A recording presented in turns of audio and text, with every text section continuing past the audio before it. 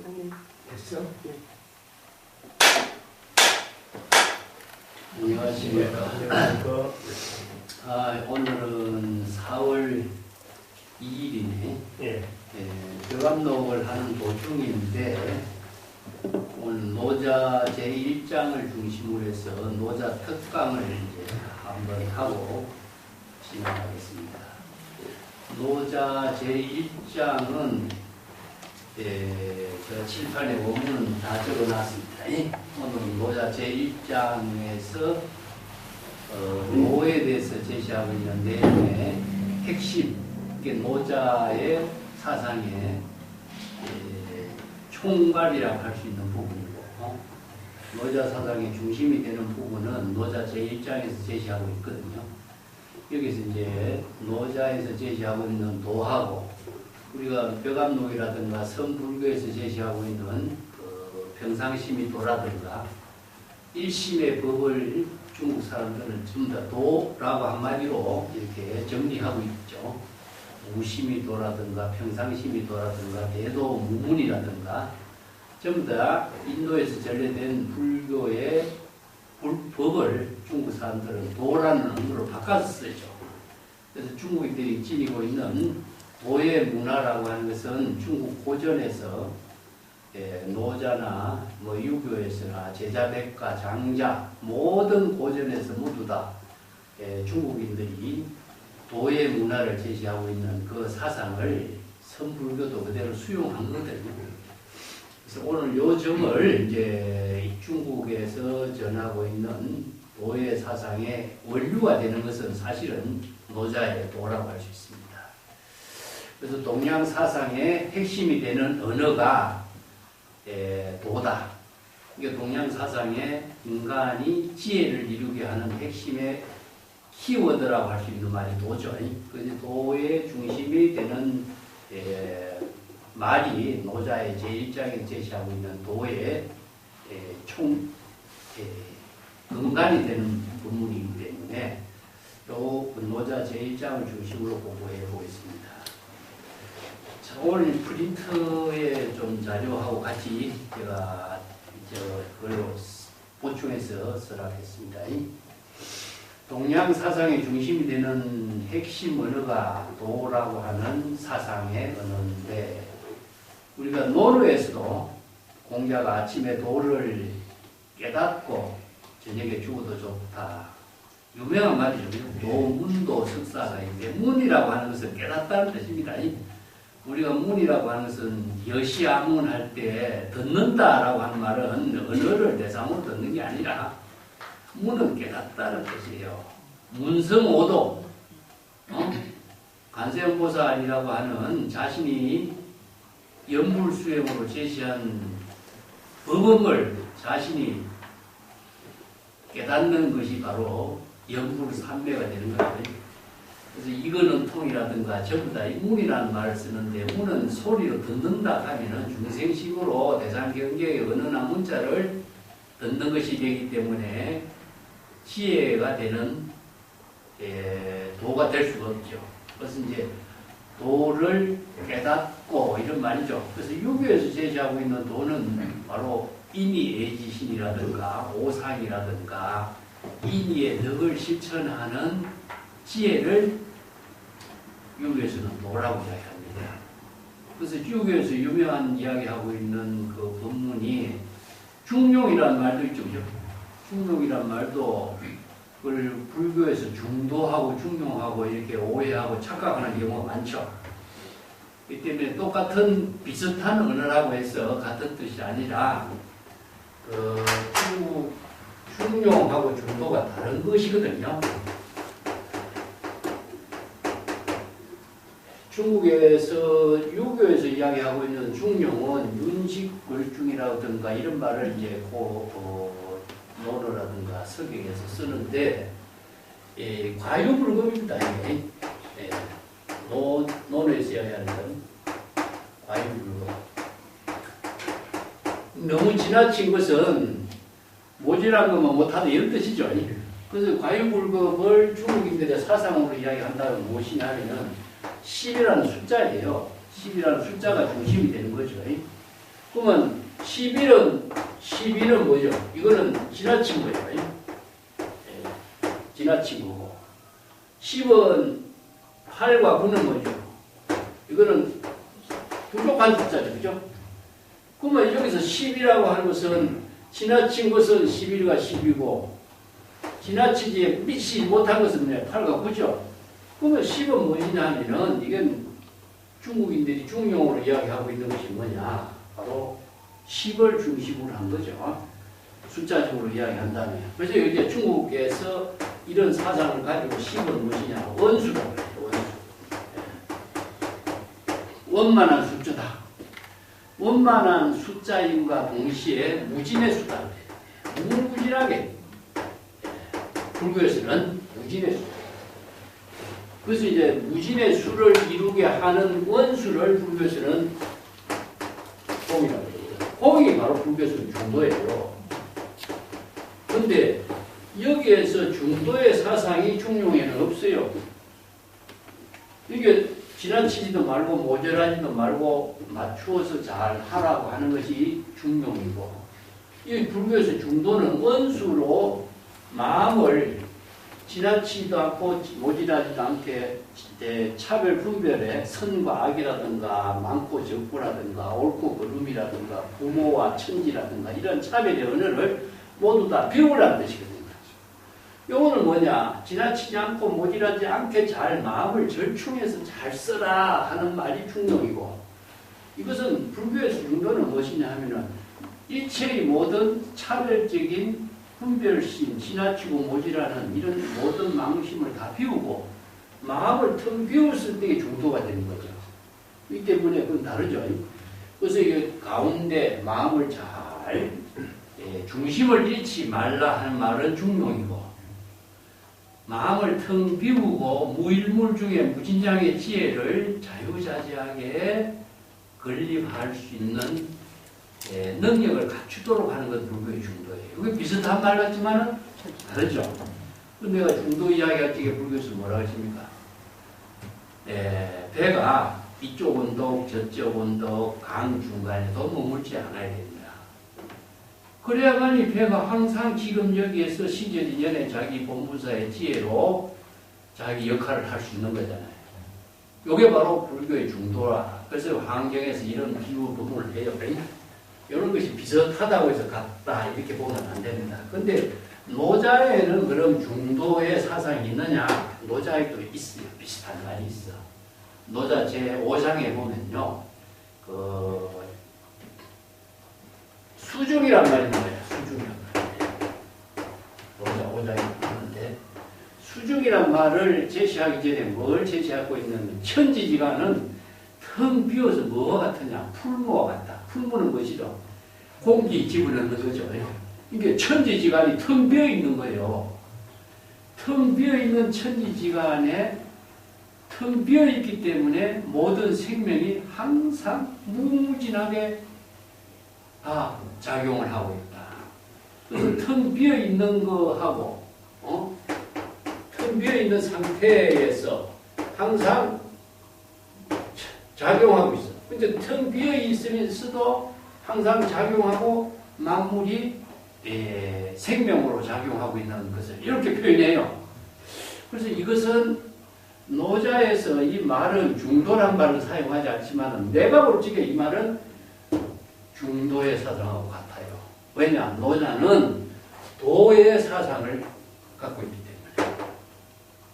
그래서 이런 노자의 표현이요. 불교의 논리적인 그 입장으로서는 뒷받침이 안 되고 있지만은 이런 노자가 이런 언어를 통해서 불교의 공사장하고 비슷한 법문을 설하고 있는 내용이 제1장에도 나옵니다.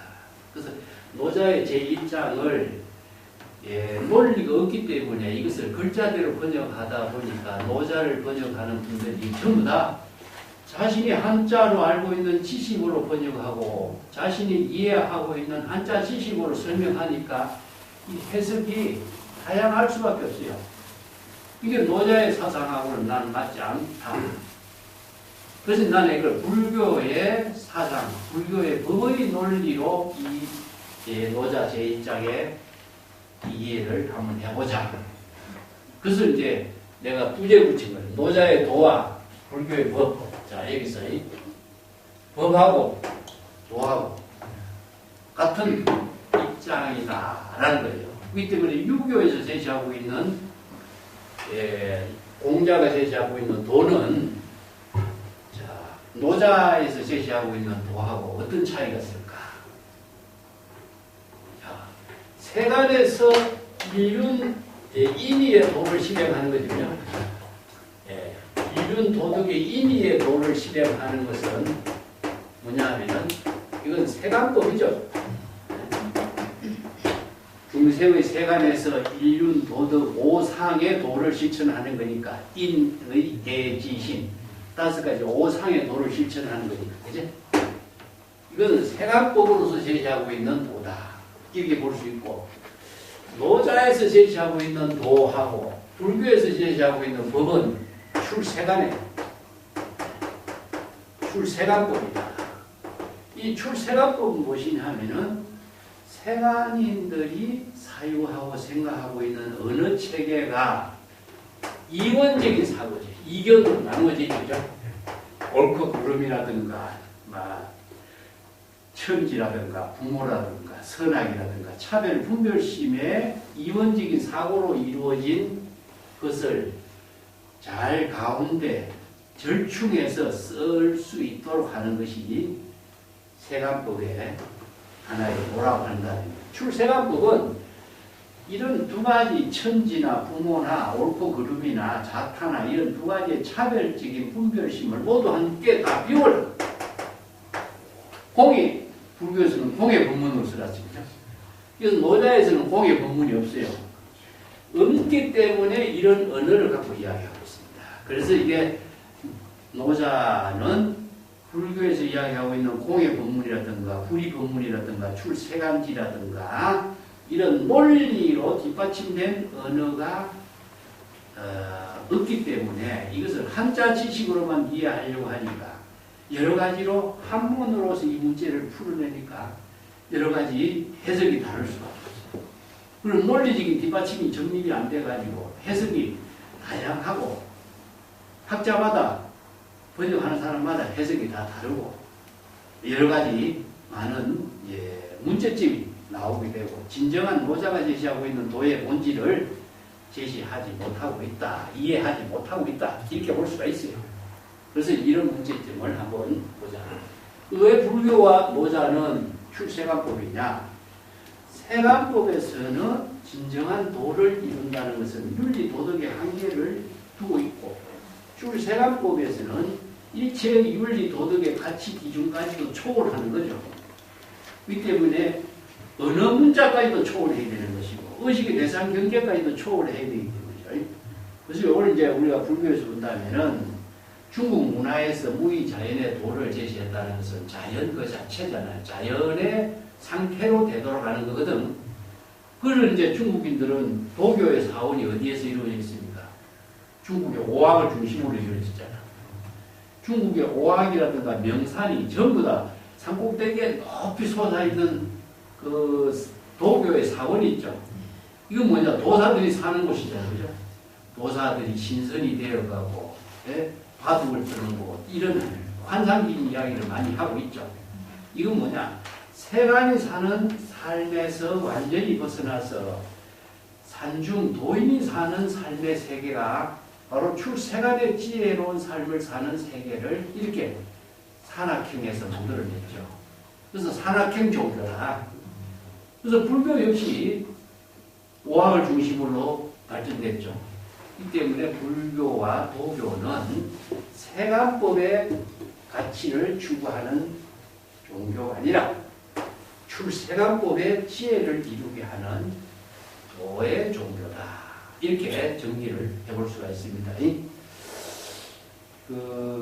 이 문제점에 내가 이 관심을 두고 이 노자의 도를 우리가 좀 주의 깊게 보게 된 것은 양고성전의 성조법사가 원래 출가하기 전에 제자백가와 노장자의 고전을 아주 깊이 연구했던 분이거든요. 근데 원래 이분은 사회에서 출가하기 전에 어떤 직업을 갖고 있었냐면은 고전을 이렇게 글로 써서 사경을 해서 많은 사람들에게 제공해주는 일을 직업으로 했어요.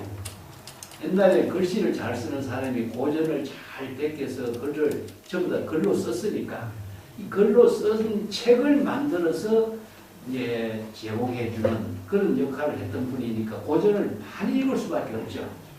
그렇게 많이 읽다가 이제 노자의 장자의 깊이 연구도 했는데 자기 나름대로 이제 한계성을 좀 느꼈는데 유마경을 읽고 진정한 내가 공부해야 할 책이 불교에 있구나. 그래서 이제 공화라지 계자가 돼서 출가해서 공화라지 문화에서 공화라지 번역한 대성불교, 반야경, 유마경 여러 경전들을 번역하고 동참하고 유마경의 주석까지 쓰고 그래서 유명한 중국인으로서 최초의 논문을 쓴 게 조론이라는 논문입니다. 중국 사람으로서 인도에서 전래된 경전의 모든 핵심을 반야의 지혜를 대해서 열반 무명론에 대해서 종본이라고 해서 불법에서 근본으로 제시하고 있는 불법의 근본 핵심의 뜻을 논문으로 정리한 책이 조론이라는 책이죠. 지금도 우리가 그 책을 많이 읽고 공부하고 있지만은 참 어렵게 된 책이고 또 불교의 핵심을 노장자의 언어를 빌려서 이렇게 핵심을 책에 있게 잘 정리한 책을 드물어요. 그래서 내가 오랫동안 공부해 보니까 중국에서 이루어진 뭐 보장론, 대성기실론 아니면 삼론, 현의 중국의 선성들의 모든 본문이 성조의 조론을 중심으로 해서 다 이루어졌다는 사실을 알 수가 있어요. 그만큼 명조 중에 명조죠. 그런 사람이 이제 쓴 그 문제점을 주의 깊게 한번 살펴보고 또 우리가 선이라든가 불교 공부하는 사람들은 중국에서 이루어진 노장자라든가 도의 문화를 선 사상과 같이 공부하면서 이해하지 않으면 안 될 문제 중에 하나이기 때문에 같이 공부하다가 오늘 좀 이렇게 같이 또 노자 공부를 할 수 있는 시간을 한번 마련해 왔습니다. 자, 여기에서 이제 노자에서 제시하고 있는 도나 불교에서 제시하고 있는 법은 출세간지혜다. 출세간지혜라고 하는 것은 우리가 유마경에서 이야기하고 있는 것처럼 세간에 살면서도 세간의 중생의 생사윤회의 고통을 초월할 수 있는 지혜를 획득하는 거예요. 세간을 완전히 떠나서 산중에 사는 것이 출세간의 도가 아니라 불교에서는 연꽃이 진흙탕에 피면서도 진흙탕에 물들지 않는 거잖아요. 그러니까 사바세계에 살면서도 사바세계의 생사윤회의 고통에서 초월해서 출세간의 지혜로 핵탄열반의 삶으로 불법을 건립하고 지혜와 공덕행을 보살도로 실천하게 하는 법을 설한 것이지 완전히 산악행 종교다 이렇게 해서 세간을 떠난 그런 사상을 제시한 것은 아니에요. 원래 노자의 도도 마찬가지입니다. 한마디로 산중은 어떤 의미냐? 수행의 도량에 의미를 두고 있어. 다시 어디로 와야 되겠어요? 시골, 세속으로 가는 거죠. 우리가 여행을 하면 어떻게 합니까? 여행은 새로운 세계로 나아갔다가 산에 등산을 한 사람은 높은 산에 고지까지 올라갔다가 다시 집으로 되돌아와야만이 여행이 끝나는 거잖아요. 등산도 끝나는 거고. 그래서 여행이라든가 높은 산에 올라갔던 경험, 체험, 모든 수행의 힘을 집에서 다시 실천하고 지혜로운 삶을 사는 능력을 부족하는 것이지 완전히 산중에서 사는 건 아니잖아요. 그래서 불교에 연꽃이 진흙탕에 피지만은 진흙탕에 물들지 않는 것과 같은 지혜를 갖춘 것이 뭐냐? 출세간의 지혜다. 이걸 바로 도라고 합니다. 예. 그 도를 이루는 그 법을 노자 제 입장에서는 이렇게 설합니다. 도라고 하는 것을 도라고 말하지만은 이거는 도고, 이거는 말하는 뜻입니다. 이렇게 말하는, 우리가 도라고 하는 말도, 이게 말하는 뜻도 되고, 도라고 하는 것은 출생안의 지혜를 부족한 능력을 도라고 해요. 그러면 도라는 것이 실제로 존재하느냐? 상도, 항상 고정된 상태의 도라고 하는 것은 있을 수가 없다. 이란 뜻입니다. 왜냐? 임시방편으로 도라는 말을 임시방편으로 이름 붙인 것이 명가명이에요. 그렇기 때문에 이 노자의 이 문장, 일장은 전부 다 두 구절이 한 문장으로 되어 있습니다. 근데 보통 사람들은 이것을 한 문장으로, 이것을 한 문장으로 따로 번역하고 해석하니까 이게 연결이 안 되니까 이게 오해가 되는 경우도 생기고 해석을 잘못대로 하는 경우가 생겨요. 여기서 명은 무엇이냐 하면은 도라고 하는 말, 도라고 하는 명칭이라는 뜻이죠. 도라는 말을 도라고 말하지만은 도라고 하는 고정된 말이라고 하는 것은 실체로 존재하지 않는다. 이런 말이에요. 그러니까 이 두 문장은 하나죠. 그죠?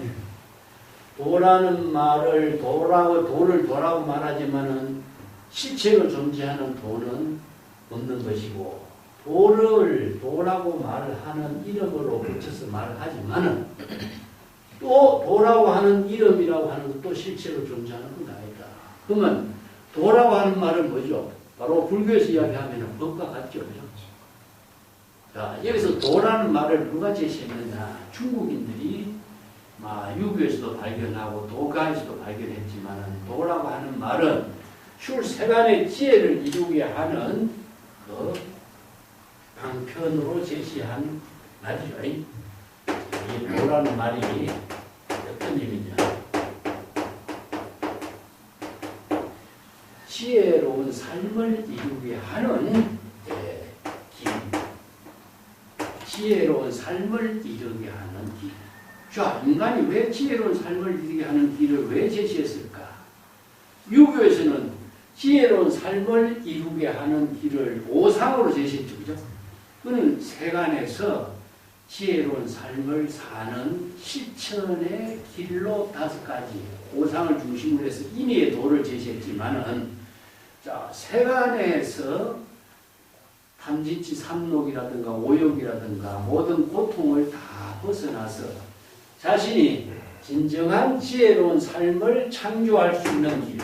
이 길은 스스로 남이 가는 길이 아니라 스스로 자신의 삶을 지혜로 창조하는 길을 말한다. 그렇기 때문에 도라고 하는 말은 하나의 지혜로운 삶을 살게 하는 기준을 제시했는데, 그 지혜로운 삶을 살게 하는 기준의 도를 노자는 어떤 도를 제시했느냐? 이것을 바로 이제 무의자연입니다. 무의자연의 도다, 이렇게 표현해요. 무의자연이라고 하는 것은 인간이 조작된 사양 분별이라든가 어떤 마음 욕심을 내서 무엇을 하고자 하는 그런 마음 작용이 없는 본래 자연스럽게 지혜로 이루어지는 길을 말하거든요. 그래서 무의자연이란 이 말이 불교에서 이야기한다면 무심, 무사 이런 뜻이죠. 그죠?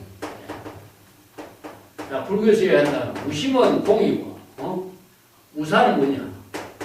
불공이죠. 그죠? 그래서 이제 노자에 이런 논리가 없어요.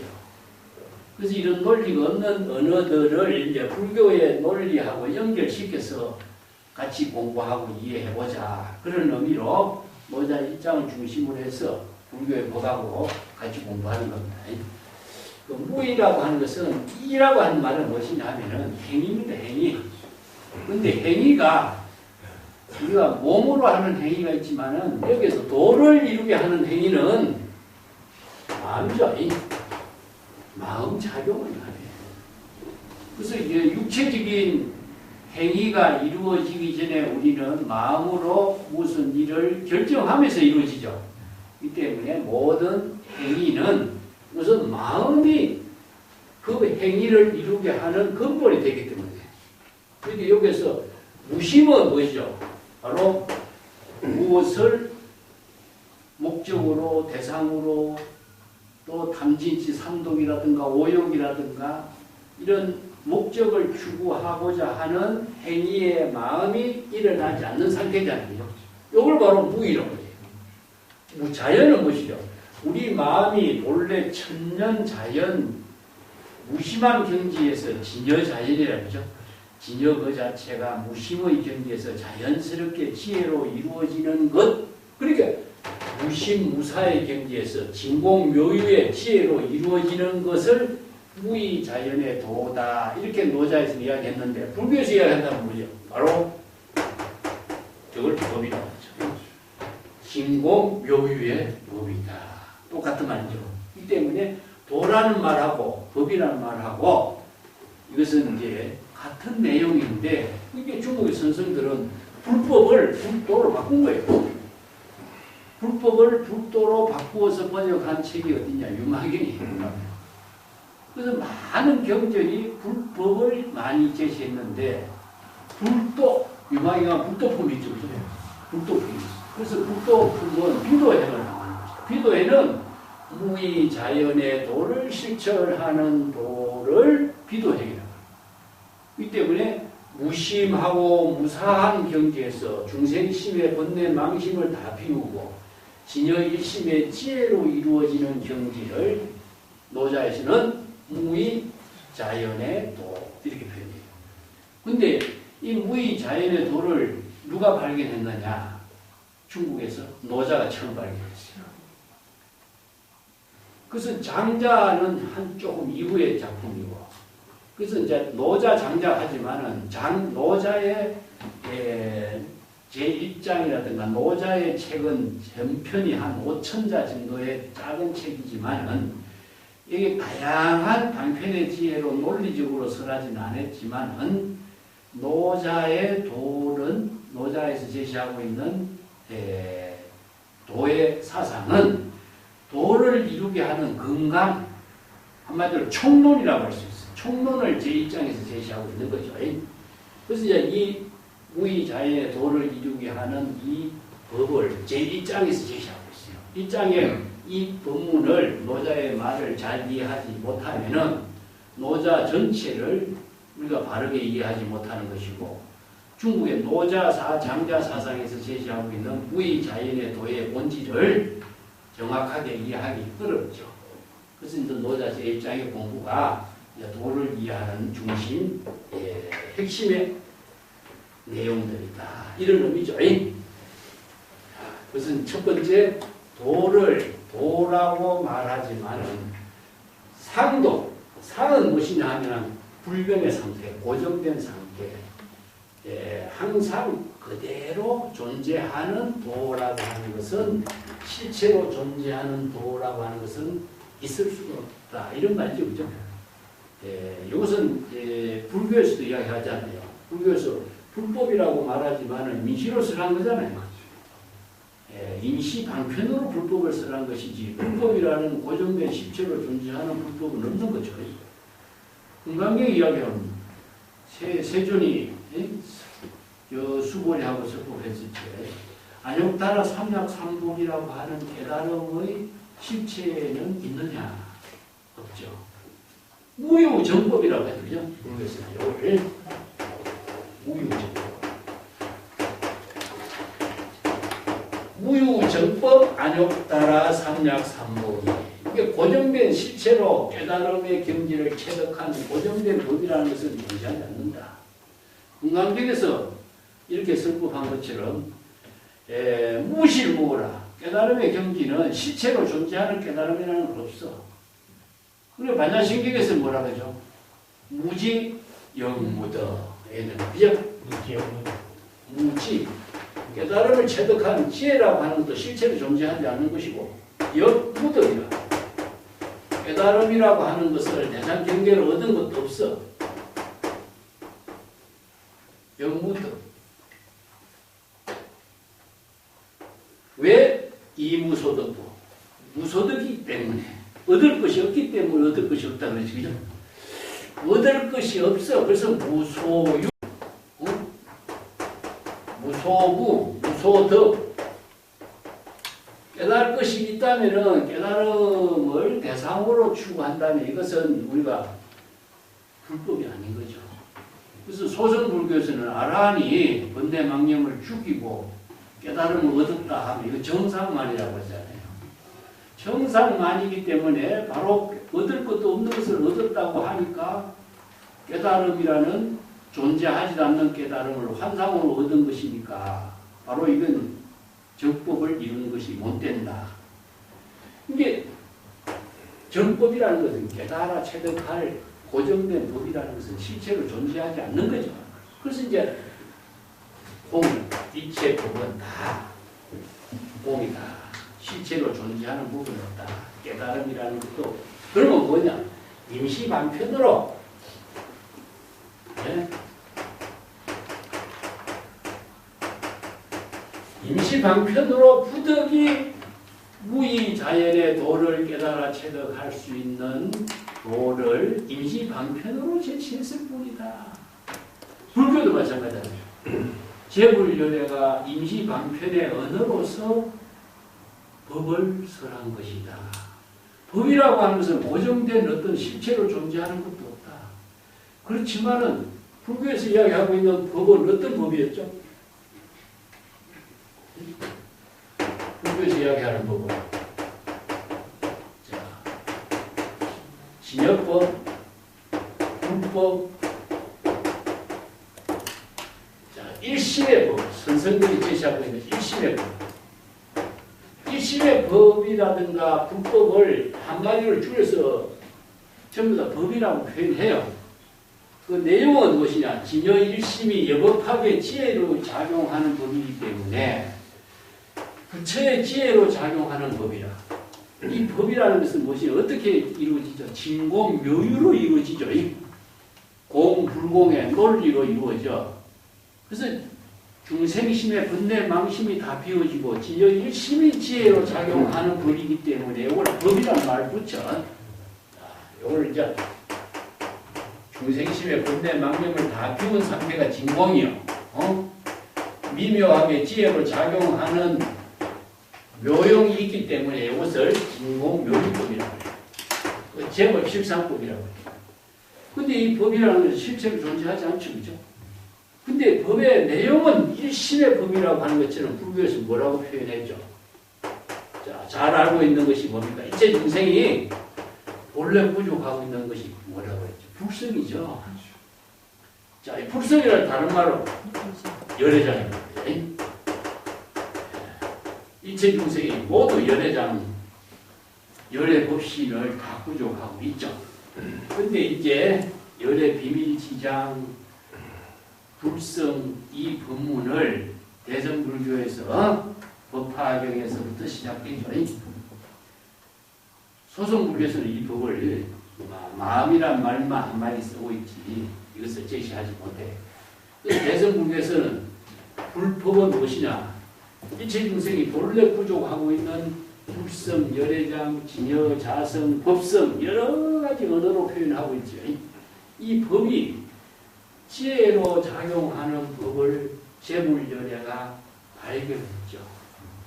그래서 제불열애가 중생심 번뇌 망념 가운데에 조금도 번뇌 망념에 오염되지 않고 지혜로 이루어지고 있는 자성 청정심이 보배와 같아요. 황금물과 같아요.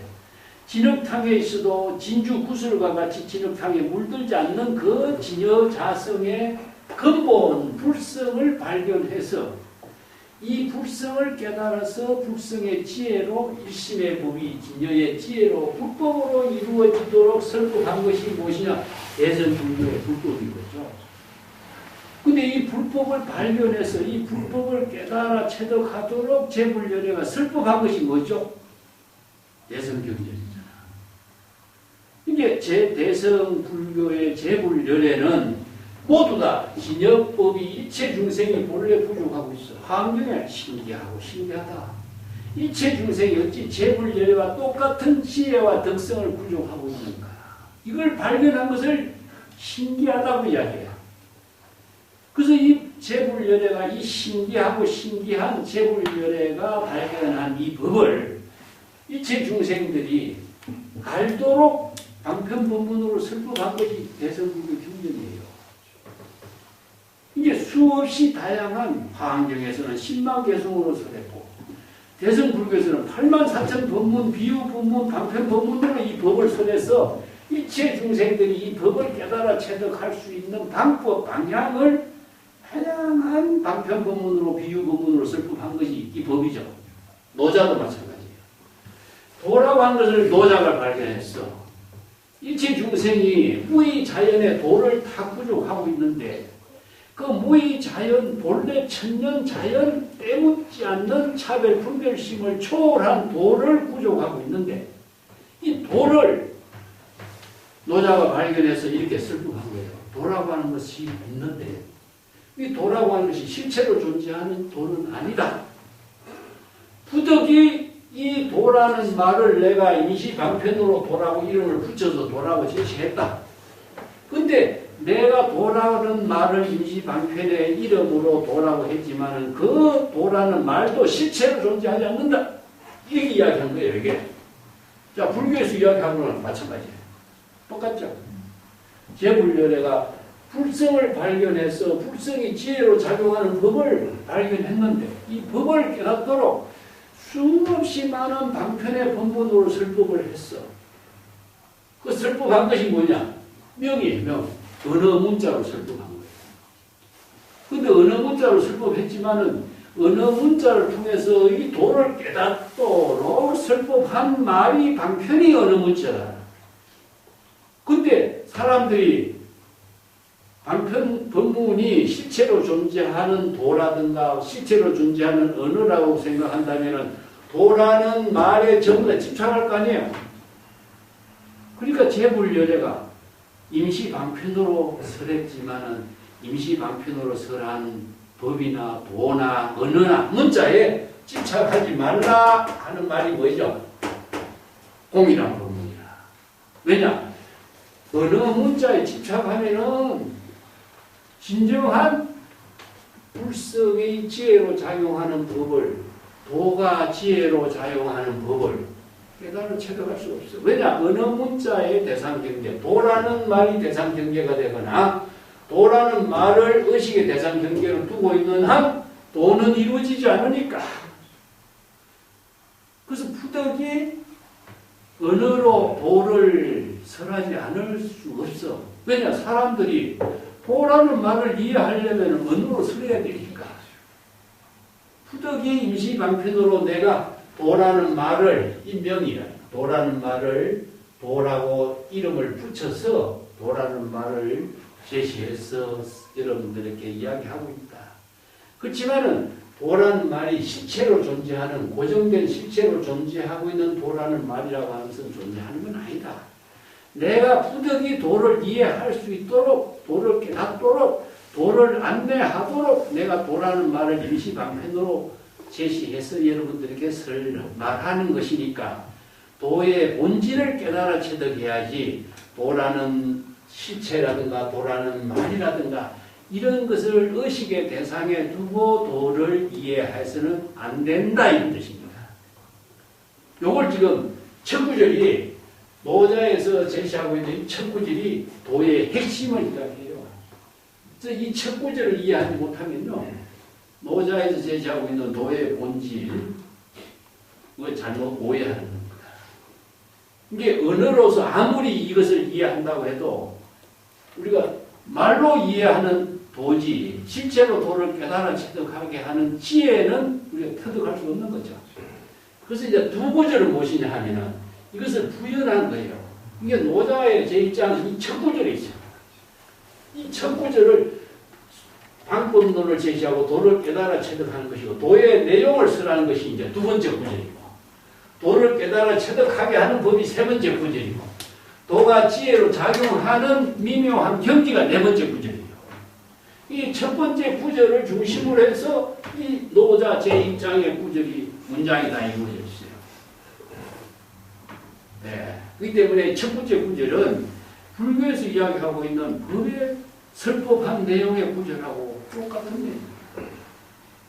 말은 틀리지만은 논리 체계나 구조 체계가 조금도 다른 거. 출세간의 지혜를 이루는 법, 이런 형태를 이루어져요.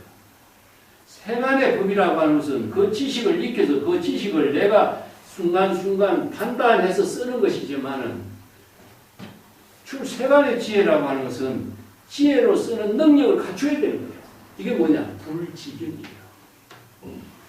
자, 불교에서 불지견을 구족하도록 정법의 안목을 구족하도록 얼마나 많이 강조했죠.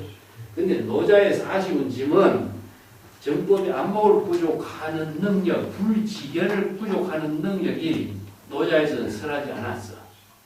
지도자라 그러는데 내가 이 지도자의 능력은 노자에는 없지만은 장자에 있는 글을 갖고 내가 설명을 거기다 좀 연결했어요. 지도자.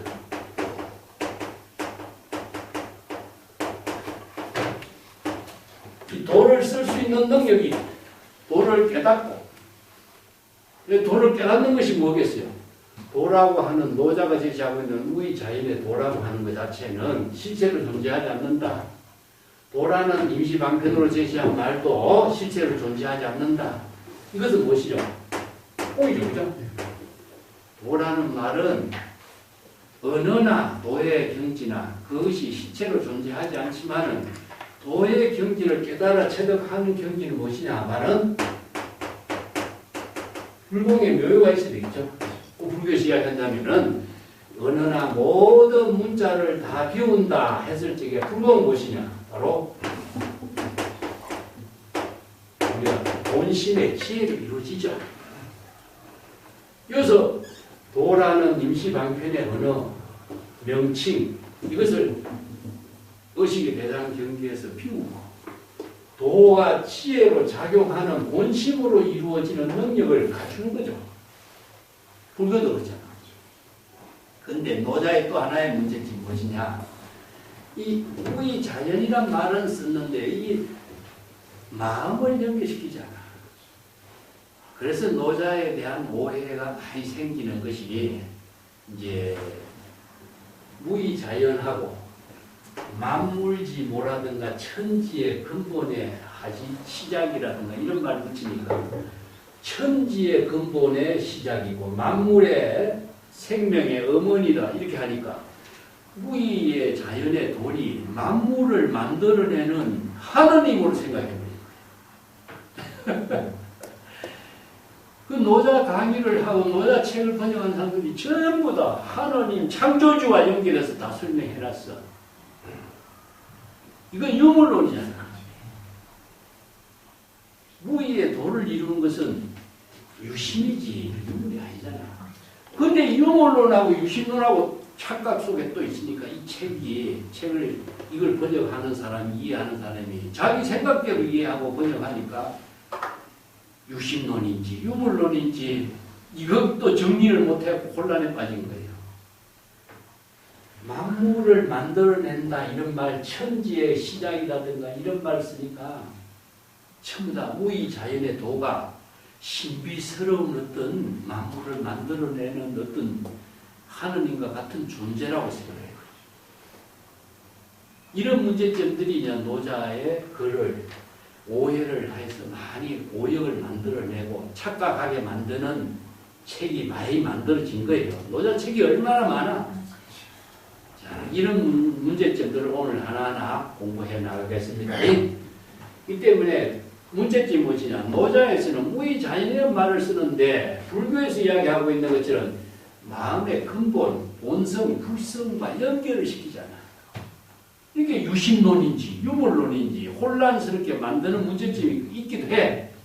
그렇지만은 진정한 도가 무엇인가를 도를 출세간의 지혜로 이루어지고 있는 그 도의 본질을 우의 자연을 진여 본심과 연결해서 이해하면은 이런 착각에서 벗어날 수 있어요. 근데 노자에서는 이게 본심과 연결돼서 이 말을 설하지 않기 때문에 사람들이 이런 착각과 혼란이 일어날 수밖에 없어. 그리고 천지 만물의 모체다 하니까 만물을 만들어내는 어떤 하느님과 같은 주체자가 있는 것이 도를 거기다 연결시키고 이런 문제가 나오는 거죠. 자, 우리 교재에 조금 봅시다. 도를 도라고 말하려면 실체로 존재하는 도는 없고, 말로서 도를 임시방편에 말로서 도를 말하지만은 실체로 존재하는 도라는 말도 실체로 존재하지 않는다. 이게 뭐냐? 내가 이렇게 의역하는 이유는 임시로 제시하고 있는 도라는 말이잖아. 그래서 도라고 하는 것을 궁극적으로 인간이 본래 부족하고 있는 본성, 이게 중생심은 대상경계를 보고 차별, 분별심에 망념을 일으켜서 생사윤회를 일으키지만 우리의 근본의 진여 본심은 일체의 차별, 분별상에 타락하지 않고 본래 그대로 여여하고 청정하게 지혜로 작용하고 있는 그 불성은, 우리의 본심은 일체의 대상경계를 초월한 지혜로 이루어진 은연세계, 이걸 바로 도로 표현했거든. 불교에서는 이것을 법이라고 했고, 불성이라고 했고. 그렇기 때문에 이 본심을 깨달아 체득할 수 있고 본심의 지혜를 쓸 수 있는 사람이 누구냐? 바로 지도자예요. 노자에는 이 지도자가 없어. 지도자라는 설명을 하지 않아. 근데 장자에는 이 지도자라는 말을 써. 그래서 내가 연결해요. 도를 깨달아 체득한 사람 무엇이냐? 도를 쓸 수 있는 사람, 도를 활용할 수 있는 사람, 도를 아는 사람이야. 불교에서는 뭐냐? 불지경이야. 정법에 아무 부족한 사람, 법을 깨달아 체득한 사람이 불지경이죠. 도를 깨달아 체득한 사람이 지도자예요. 이게 도를 알고 도를 지혜로 쓸 수 있는 능력을 갖춘 사람이죠. 그죠? 자, 그런 사람이 되도록 이 법을 먼저 제시한 것이 노자의 첫 구절이에요. 뒷장, 우리 교재 뒷장을 읽어봅시다. 그래서 노자에는 논리로 이 말을 제시하지 않는데, 그 불교적인 논리로서 이 문장을 내가 해설하고 정리해야 이걸 조금 객관적으로 이해할 수가 있어요. 도는 일심의 근본 당체다. 일심. 도는 일심의 지혜를 도라고 했고, 일심의 지혜로 이루어지고 있는 것을 방편의 언어로 제시하는 것이 도다. 이런 표현이죠. 그죠? 언어라고 하는 것은 인간이 모든 지혜를 나누게 하고 문화를 교류하게 하고 있는, 인간만이 지니고 있는 독자적인 문화예요. 이게 언어 그 자체가 사실상 우리의 마음 작용이에요. 그래서 내가 자주 하겠지만 마음은 언어를 통해서 우리의 마음이 작용이 이루어지는 거예요. 이게 언어 그 자체가 우리의 마음을 지혜로 만들기도 하고 중생으로 만들기. 그래서 불교에서 이야기할 적에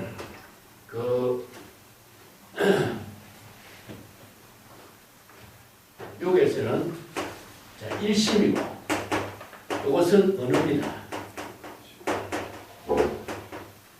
일심과 언어의 관계가 어떻게 있느냐? 마음하고 말이에요. 말. 내가 뭐라 했어요? 마음은 말의 근본이 되고, 말은 마음의 표현이다. 그렇죠? 그렇기 때문에 이 말에 이제 두 가지를 둘 수 있는 거예요. 세간의 언어는, 자, 아까 세간의 언어라고 했죠? 세간법으로서 이야기하고 있는 유의법이라. 유의법의 언어는 두 가지의 차별적인 견해로 이루어지잖아. 천기라든가 선과 악이라든가. 그죠? 그렇기 때문에 세간법의 언어로서 아버지 하면은 아버지와 어머니라고 하는 차별적인 견해로 나누어지게 돼 있어요. 어머니 하면 무엇이냐? 어머니, 아버지라고 하는 차별적인 옳고 그름, 나와 나, 하늘과 땅, 이런 두 가지의 세간법의 언어로서 이루어진 것은 세간법의 언어가 되고요. 이게 자연스럽게 세간 사람들이 사용하고 있는 언어는 우리의 마음을 두 개로 만들어요. 이견의 차별로 만들었기 때문에 생사윤회에 만들어지는 거예요. 그래서 우리의 마음이 출세간의 언어는 어떻게 됩니까? 출세간의 지혜를 이루는 언어는 노자에서는 뭡니까? 무의 자연이라고 했었어요. 무의 자연, 도, 무사 이런 언어를 써요. 순수한 마음이 갈라지지 않고 본래의 지혜로 이루어지는 언어를 써. 불교에서는 뭐죠? 진영, 불이법문, 불성, 법성 이런 언어들은 뭡니까? 전부 다 도, 법 이런 언어들은 전부 다 출세간의 언어죠. 그죠? 이 때문에 마음이 출세간의 언어를 쓰면은 자연스럽게 지혜를 이루게 하는 언어가 되고, 세간의 언어를 쓰면은 자연스럽게 차별 분별심으로 번뇌망념의 생사윤회의 언어로 마음이 갈라지게 돼 있는 거예요. 그래서 마음 작용이 세간의 언어를 쓰지 않고 출세간의 언어를 쓰도록 노자는 뭡니까? 도라는 언어를 쓰는 거예요. 그럼 불교에서는 뭐라고 해요? 법의 언어를 제시하는 거죠.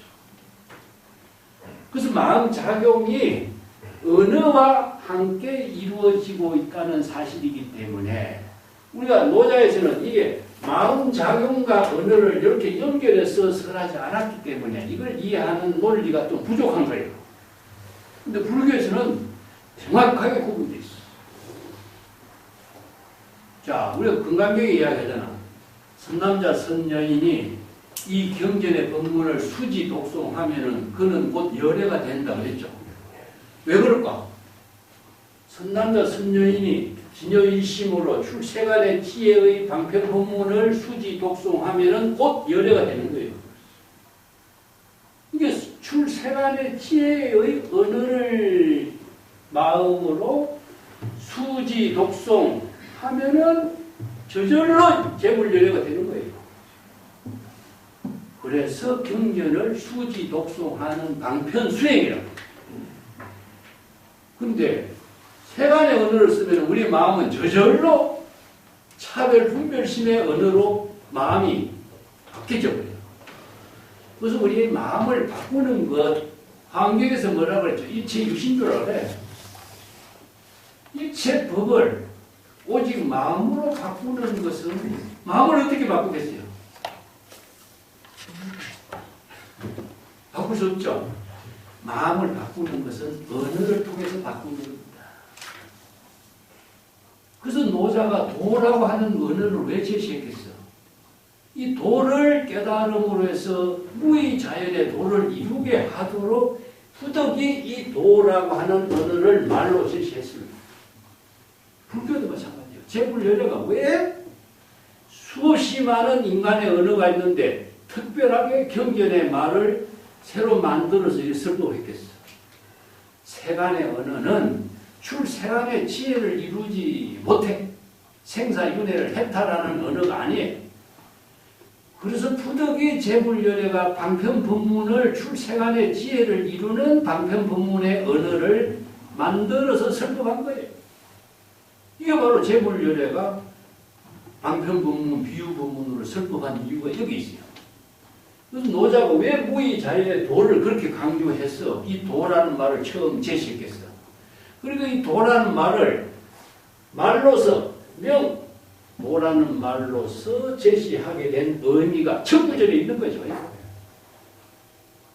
근데 노자 이전에는 사실상 중국의 고전에서 이 출세간의 지혜를 이루는 무의 자연의 도를 이루게 하는 이 언어가 정확하게 제시된 말이 없어요. 노자가 이 처음 제시한 거예요, 중국에서는. 근데 나는 이게 신기스럽게 생각하는 게 인도하고 중국하고의 거리가 그 당시에 멀리 떨어져 있잖아. 근데 BC 5세기 전후해서 인도에서 석가가 이 법을 제시했고 중국에서 노자가 이 법을 이렇게 똑같은 구조로 설법한 거예요. 이게 너무나 신통하죠. 그래서 인도에 전래된 불교가 중국 선성들이 이질감이 안 느껴지는 거예요. 전혀.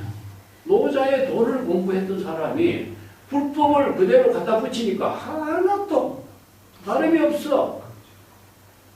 그래서 저절로 불법이 불도로 바뀌는 거예요. 논리가 없는 중국에 불교의 논리를 갖다 붙이니까 너무 정확하게 된 거예요. 그래서 체계있게 이루어지고, 그래서 중국의 경율론 3장의 의록이라고 하는 새로운 장르가 만들어진 거예요. 중국인들이 이런 도의 문화를 깊이 지니고 있었기 때문에 불법을 그대로 이식시켜서 그대로 지혜로운 생활로 자유스럽게 설법을 하니까 생활의 지혜의 언어로 출생활의 지혜가 철영상경, 연꽃이 진흙탕에서 진흙 무대로 피는 것처럼 생활의 언어로 대화하고 생활의 언어로 도의 지혜로운 삶을 이루게 하는 선문답이 이루어진 거죠. 설법도 그렇게 이루어지고. 그래서 자연스럽게 이루어진 거예요. 이런 법문들을 우리가 노자의 사상하고 불교의 법하고 너무나 구조 체계가 같기 때문에 우리가 같이 공부하고 벽암록 공부하는 사람도 이걸 알고 같이 공부하면 전혀 이질감이 없는 거죠.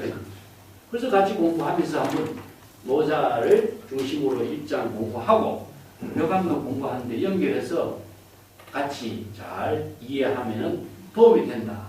그래서 이제 오늘 이 시간 말을 한 겁니다. 자, 도라고 하는 말은 고정된 실체로 존재하는 도라고 하는 실체가 존재하지 않아. 근데 노자가 이 도를 발견해서 제시했다 하는 것이 위대한 거예요. 제불열애가 법을 발견해서 법을 제시한 그 대성불교의 지혜가 위대한 거랑 마찬가지죠. 근데 노자가 도를 제시하지 않았다면 도를 깨달아 체득할 수 있는 방법을 제시할 사람이 아무도 없었어. 제불열애가 법을 발견해서 이 법을 제시해서 제불불교가 이루어진 것처럼. 그런데 이 출세간의 지혜가 왜 이렇게 위대하냐? 자, 이걸 우리가 현대적인 입장에서 한번 본다면 공의 법문. 자, 이것은 무엇이냐? 바로 공의 법문과 연결돼요. 노자의 도도 이름도 실체로 존재하지 않는다는 것은 공이잖아. 실체로 존재한다면은 언어나 문자나 말에 전부 다 집착해가지고 여기에서 지혜가 만들어지지 않아. 실체가 없다라고 딱 공의 법문을 제시하고 이체의 언어나 문자나 도라고 하는 깨달음의 세계까지도 초월해라 하는 지혜를 제시하니까 이체의 모든 대상 경계를 다 비웁니다. 그러면은 여기서 끝나는 것이 아니잖아. 네? 새로운 반야의 지혜가 이루어져. 요걸 말해 불교에서 무인물 중에 무진장이라고 해. 그 무인물 중에 무진장이 무엇이냐? 지혜로운 창조가 되는 거예요. 자, 여기서 우리가 제로라고 하는 숫자를 연결해봐요. 불교에서 제로라고 하는 숫자가 수학에서 제로입니다. 이 제로라고 해서 아무것도 없는 거 아니잖아. 자, 플러스 1, 마이너스 1의 모든 숫자가 다 제로라고 안고 있으면서 모든 숫자를 모두 제로가 다 포용하고 모든 숫자를 제로가 무궁무진하게 변화시키게 하는 에너지가 여기서 이루어져. 지혜가 작용해. 제로 때문에 오늘날 과학이 이렇게 이루어졌어. 제로가 없으면은 오늘날 디지털, AI, 이런 과학, 수학, 이런 철학, 논리가 이루어질 수가 없어. 생각해보세요. 이와 똑같은 도리예요. 우리가 제로가 있기 때문에 이 여기에서 지혜로운 창조의 삶을 자신의 지혜로 이루게 하는 힘이 이루어진 것이 도입니다. 도라고 하는 말이 단순히 도라는 말로 끝나지 않아. 도가 지혜로 작용하게 하는 힘을 제공해 주고 있다.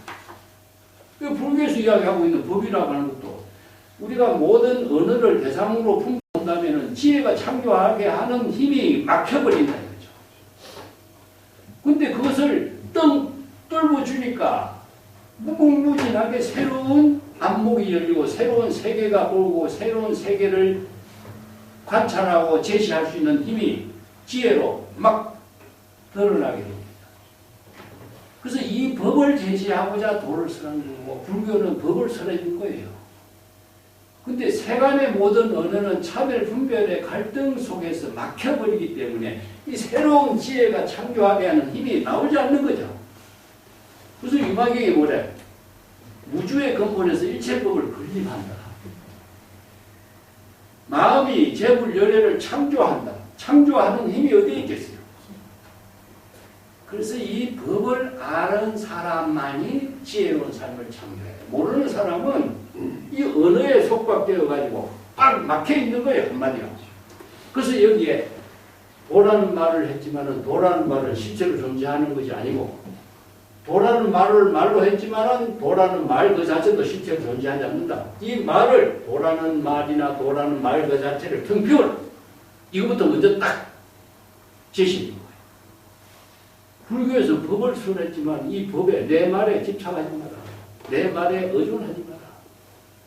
내 말을 깨닫고 그대 스스로 지혜로운 삶을 창조해라. 똑같죠? 근데 이것이 바로 노자의 첫 번째 법문이에요. 이 한마디가 사실은 한마디 노자가 제시하고 싶은 핵심의 언어는 요 첫 구절에 있어요. 이거는 다시 부연이에요. 부연. 예. 그래서 얼마나 지혜로운 삶을 제시한 인류에게 새로운 지혜를 창조하게 하는 힘을 제공해 주는가. 오늘 불교의 법과 연결해서 똑같이 공부해야 돼요. 이걸 바르게 이해하지 못한다면 우리가 노자 공부를 고전을 이런저런 설명을 아무리 들어도 도움이 되지 않아요. 언어의 해석에 전부 다 여기저기에 막 혼란스럽게 만들어요. 그래서 이제 불교에서 뭐라 그래요? 아무리 훌륭한 한마디 법문이라고 도라는 말에 기중하다고 해도 도라는 말에 집착하면 뭐가 되죠? 언어에 속박되는 거죠. 일부의 법문에 집착하면 당나귀가 먹매는 것밖에 안 되죠. 그래서 이 도라는 말은 불교에서 뭐라고 비유해요? 도를 깨달으면 언어를 잊어라. 덕이망은 장자의 세력이 가지고요. 그건 불교에서 뭐래요? 달을 가리키는 손가락이라고. 그 금강경에서 뭐라 하죠? 벌류, 뗏목. 강을 건너가면 뗏목을 버려라 그러잖아요. 자, 이 법문하고 똑같은 거예요. 이 때문에 도라는 말을 제시해서 도가 지혜로 이루어지도록 하려면 도라는 말이나 도라고 선한 임시방편의 언어나 모든 것을 다 필요해요.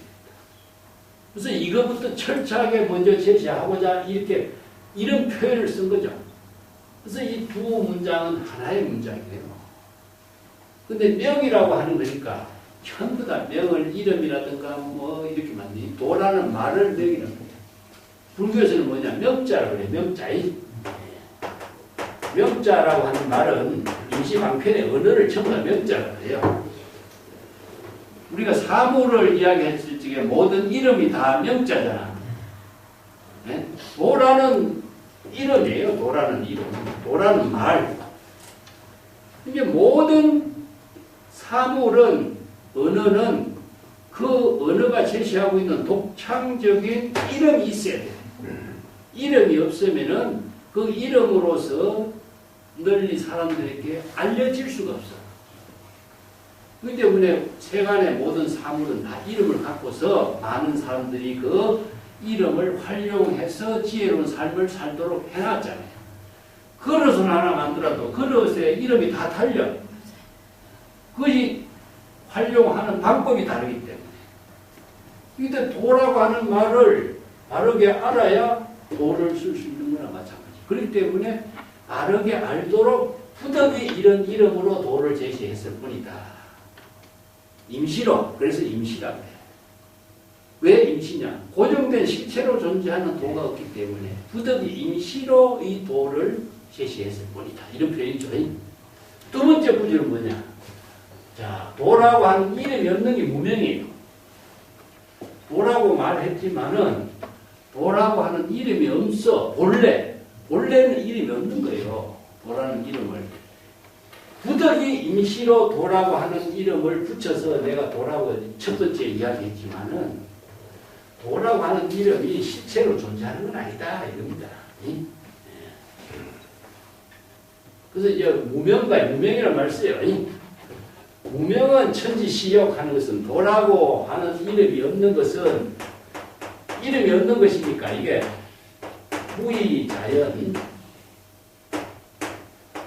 무의자연의 그 상태를 도라고 표현했는데 무의자연이라고 하는 도라고 이름이 붙기 이전이라는 뜻입니다. 시라고 하는 것은요 본래의 의미를 두고 있어요. 여기 천지라고 하는 차별 분별심이 일어나기 이전에 도라는 이름도 없는 것이다. 그런 표현이에요. 이제 뒷장이네요. 몇 페이지에 있습니다. 네. 4페이지에 내가 노자 25장에 보면은 도라는 이름을 붙이게 된 근거를 노자 25장에 이렇게 써놨어요. 어떤 한 물건이 혼성된 상태로 이루어져 있는데 이 혼성이라는 말은 혼돈의 상태, 이렇게 막 섞여져 있어갖고 정리되지 않는 상태. 이 중국 사람은 이 혼돈이라고 그래요. 혼돈. 질서 없이 이루어진 본성을 다른 말로 한다면 우의 자연의 그 상태, 본래의 상태, 이걸 혼성된 상태라고 해요. 뭐 질서 없이 본래 그대로 이루어진 상태 이런 말이에요. 천지보다도 먼저 생긴 것이며 이 말이 나오죠. 그죠? 자, 이 말도 천지의 근본, 천지 이전이라는 뜻입니다. 천지시라. 천지 이전보다 먼저 생겼어. 근데 이름이 없죠. 이것도 마찬가지로 한 물건이 있어. 한 물건이 있는데 천지보다 먼저 이루어져 있어. 천지라고 하는 것은 우리가 지금 이야기하고 있는 하늘과 땅이라고 하는 말로 이제 이걸 또 이렇게 오해해. 근데 우리가 마음이 중생심으로 천지를 분별하는 걸 말하잖아. 이게 천지 미분전 부모 미생전이란 말이야. 이것도 마찬가지예요. 천지라고 하는 분별심이 일어나기 이전 근본을 이름이 없다라고 이야기해요. 이게 부득이 이름이 없는 상태가 무의자연이다. 이건 천지 이전의 상태로 이루어져 있어. 근데 그 무의자연이 천지 이전의 상태로 어떻게 작용하느냐? 고요적적, 적적 고요하고. 이건 불교에서 이야기한다면 본래 열반의 상태. 독립주행. 야, 만물이, 예? 우리 진여 자연이 외부의 힘에 의존하지 않고 독자적으로 스스로 자립해서 시제진전에 맞춰서 지혜의 생명으로 작용해. 이걸 독보행이라고 그러지. 자립주행해. 천하의 모체가 된다. 천하의 모든 천하를 근본으로 삼는다. 근데 나는 그 이름을 알 수가 없어서 이미 시로 도라고 이름을 붙였다. 도라는 이름을 그래서 처음 붙이는 거예요. 자, 여기서 노자가 도라는 이름을 붙이게 된 근본을 이야기해. 여기서 첫 번째는 도라는 이름을 붙였는데 부득이 뭐라고 도라고 이름을 붙일 수밖에 없는 이 표현이 무엇이냐? 무의자연인데 본래는 이름이 없었다. 천지를 풍관하기 이전 천지를 의식의 대상 경계로 분별, 인식하기 이전 이런 뜻이에요. 우리 불교에서 보면 진여본심을. 근데 여기서는 진여본심을 이야기 안 하니까 이런 표현을 쓰는 거예요.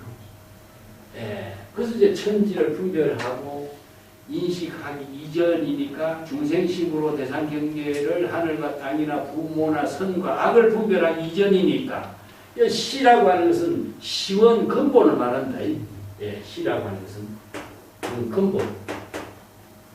원래 천지 이전이란 뜻입니다. 다른 말로 하면 천지 이전. 천지를 분별하기 이전의 근본이에요. 그 시란 표현이에요. 근데 도라는 이름이 붙게 되면은 뭐 되냐? 만물의 모체이다. 근데 무의자연이라고 하는 근본의 상태에서는 도라는 말이 있기 전에는 뭐라고 이름을 붙이지 않은 상태잖아. 거기에서는 천지의 천지나 선과 악이나 옳고 그름의 근본에 근원이 되는 것이고, 임시반편으로 도라고 이름을 붙이니까 이 도라는 말에 의해서 만물의 모체가 된다, 이런 표현이거든요. 근데 만물의 모체, 천지나 만물의 모체를 쓰니까 이거 아까도 이야기한 것처럼 사물, 유물로 이해하지만 이걸 이야기하면 안 됩니다. 예, 천지, 부모, 차별, 분별심이 일어나기 이전 원래 면목을 무의자연이라고 표현한 거고, 도라는 말을 임시방편으로 쓰니까 도라는 말에 의해서 도의 지혜를 부족함으로 해서 이런 뜻이죠.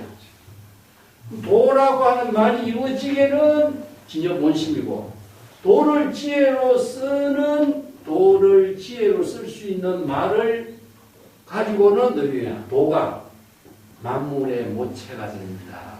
이런 말이죠. 만물의 모체라고 하는 말을 다른 말로 한다면은 노자에서는 뭐라고 했냐면은 상승약술이에요. 물이 흘러가는 거죠. 도가 흐르는 작용을 하는 거예요. 그러면 도를 물에다 표현한 거죠. 도가 어떻게 작용하고 있는가 이걸 이제 표현하는데, 물이 어떻게 흐르죠? 위에서 아래로. 불변의 법칙을 이루고 있는 것이 도예요. 질서에 맞게, 신절 인연에 맞게, 때에 맞게, 어디에서도 막히지 않고 자유자재로 걸림없이, 그리고 항상 흐르면서 뭡니까? 자체 정화를 해. 스스로 정화를 하는 힘이 있어. 스스로를 정화하는 힘이 만물에게 생명수를 제공해 줘. 대상을 두질 않아. 자기 본분사의 일로서 작용하면서 저절로 이루어지고 있어. 이게 제불이 중생을 구제하면서 누구를 위해서, 목적을 위해서 설법하고 구제하는 일이 없잖아요. 시절인연의 본분사로 하는 것이잖아요. 그죠?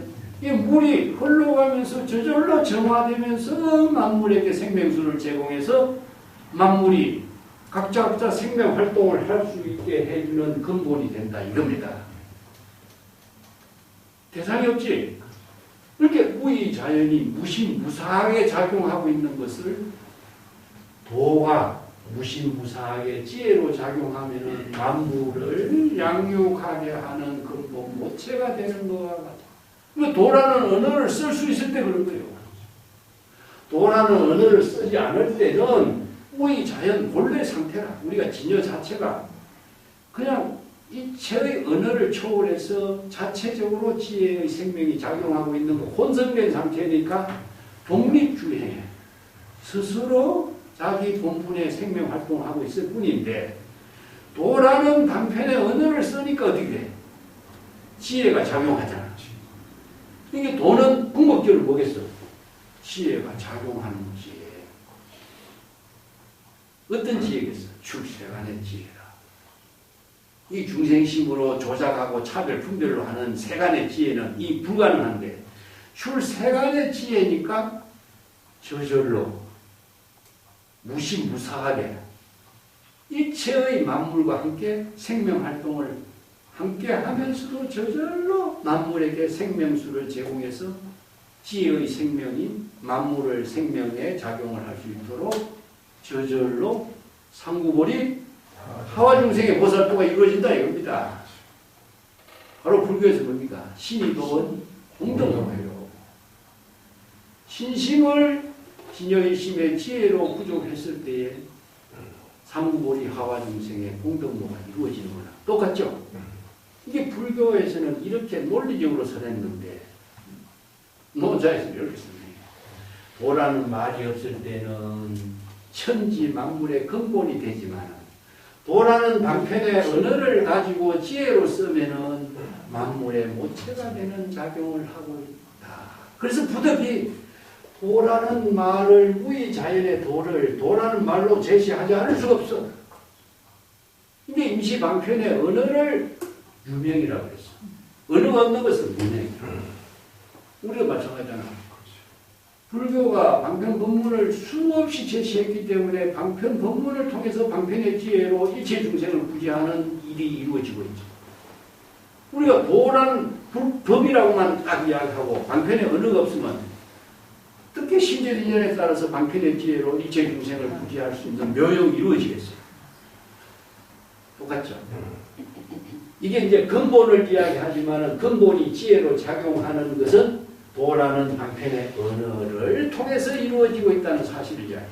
그렇기 때문에 첫 번째 구절을 두 번째 구절에서는 도라는 말을 통해서 도가 없을 때, 도가 있을 때 작용하는 묘용의 세계를 설합했어요.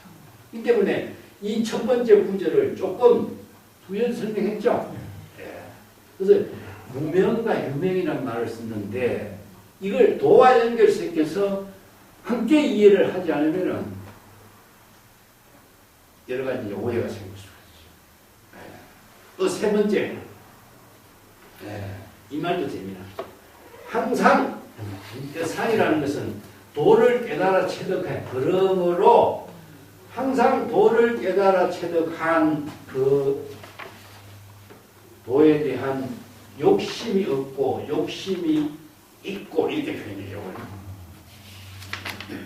자, 욕심이 없으면은 도를 지혜가 작용하는 미묘한 경지를 깨달아 체득할 수가 있어요. 근데 여기서 무욕이라든가, 자, 노자에서 무욕은 무엇이냐 하면은 무심, 무사의 경지를 이게 이제 무욕은 무의자연의 세계를 무욕이라고 해요.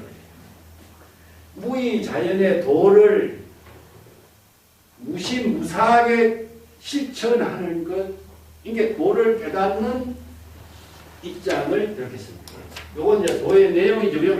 요건 도를 깨달아 체득하는 법을, 도를 깨달아 체득하는 법을 요 두 구절에서 쓰라고 했거든요. 그래서 항상 자신의 어떤 도를 구한다든가 도를 깨닫고자 하는 욕심, 중생심이 작용하면은 이게 맞죠. 중생심이 작용하지 않으면 이게 무욕이다. 그래서 무욕은 무심무사로 무의의 경지에서 도를 실천하면은 이런 거죠. 무의의 경지에서 도를 실천하는 법이 뭐였죠? 도를 도라고 말하지만은 도의 체가 존재하는 것도 아니고 도라는 말도 신체로 존재하는 말도 없다. 그렇기 때문에 다 비워야 되겠죠. 그러면 궁극적으로 도를 자아의식이라든가 중생심이라든가 목적이라든가 도를 언어를 의식하고 도를 실천한다는 건 불가능하겠죠. 그래서 도를 실천하는 법이 무엇이냐? 무욕이다. 자아의식이 없어요. 대상 경계나 목적이 없어요. 어떻게? 무욕, 무심, 무사. 이게 노자에서 무욕은 무심무사라고 봅니다. 무심의 경계에서 무사란 말을 쓰는데 무사가 다른 말이 무의라. 무의. 무사한 경지에서 무의의 경지에서 도를 실천해야 돼. 자, 이거 불교식에 간다면 그죠? 공이죠. 어느 도를 이루겠다든가 도를 깨달아야 되겠다든가 도를 구한다든가 도를 어느 문자로 의식한다든가 하면은 유욕이 돼요. 이거는 욕심이 있으니까 목적을 두고 있으니까 도를 이루고자 한다든가 도를 깨닫고자 하는 이런 욕심, 중생심의 모든 번뇌 망념이 다 비워진 상태에서 도를 실천하면은 도가 미묘하게 깨달음으로 작용하는 경지를 다는 깨닫다 있는 겁니다. 여기서 뭐 관찰한다 이 말인데 불교에서 관이라고 하는 것은 관심하면은 깨달음과 함께 되는 거예요. 불의의 경지를 말해요. 우리가 관법이라고 하는 것은 삼매를 말해요. 삼매. 그렇기 때문에 관이란 말을 글자대로 여기서 다 번역해서 미묘한 경지를 관찰한다든가 이렇게 번역은 하지만 내용은 무엇이겠어요? 깨닫다. 자, 이 묘라고 하는 말이 있죠. 요 현하고 묘하고 같아요. 자, 요 연결을 같이 시켜요. 그렇기 때문에 도를 깨닫는 경지가 바로 현이라. 도가 깨달음으로 이루어지게 지는 그 작용, 미묘한 경지를 현이라고 그래요. 그래서 현묘하다든가 미묘라든가 이런 말을 여기서 써요. 이렇게 묘를 갖다 붙이는데 여기에서 궁극적으로 노자의 결론은 무엇이냐? 현이거든. 현이라. 도를 이룬 경지가 현이라. 그렇기 때문에 여기서 무의 자연의 경지에서 무심의 경지에서 도를 깨달아 체득할 수 있는 방법은 무욕이다. 무욕의 내용은 뭐라 했어요? 무의 자연으로 무심무사의 경지에서 도를 실천하는 것이죠. 근데 여기서 도를 실천하는 사람이 첫 구절과 연결해야 돼요. 실체도 없는 도, 인시방편으로 설한 도라는 말, 이것을 의식하고 있으면은 도를 깨닫지 못해. 이게 유욕이에요. 그럼 유욕은 무엇이냐? 자기 욕심으로, 자기 생각으로 도라는 말, 도를 깨달으려고 하는 것, 도를 대상으로 두고 도를 수행하는 법, 이런 사람은 그 요라는 것은 주의를 곁돌다, 주의를 도는 거예요. 주의, 도라고 하는 말, 도라고 말하는 여러 가지 언어를 대상으로 인식하고 분별하고 생각하는 차원에서 벗어나지 못한다. 주의만 뱅뱅 도는 거예요. 그러니까 도라는 말이나 도라든가 이런 노자가 제시하고 있는 도의 본질은 깨닫지 못하고 우리가 도라는 말만 의식의 대상 경계로 이해하고 분별하면서 도의 주변에 말만 가지고 사량 분별하는 경지에서 벗어나지 못한다. 우리 경전 공부도 마찬가지잖아요. 경전 공부를 사유를 하고 언어 문자까지도 초월해야 법을 깨닫는데 언어를 의식의 대상 경계로 두고 있는 한 언어가 의식의 대상 경계로 남아있을 때는 언어를 대상으로 사량 분별하는 것밖에 안 되잖아. 그걸 바로 언어를 감싸고 도는 것을 요라고 해요.